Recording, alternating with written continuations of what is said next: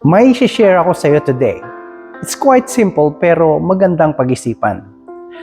Alam ko naranasan mo na may mga pagkakataon na hindi mo feel mag-worship.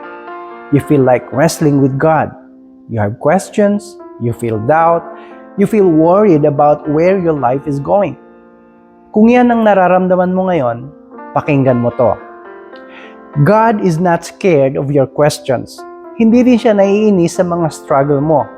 Mas lalong hindi ka niya i-judge sa pagiging honest mo sa nararamdaman mo. God sees you. And when you wrestle with Him, He does not walk away. He stays. He engages. He reminds you who He is. Sabi niya nga sa Genesis 28:15, I will not leave you until I have done what I have promised you.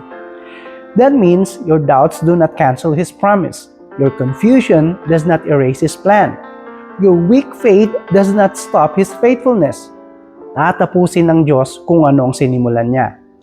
So if today feels uncertain, hold on to this.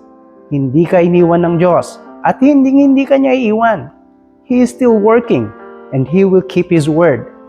If God made a promise, He will stay until it becomes reality.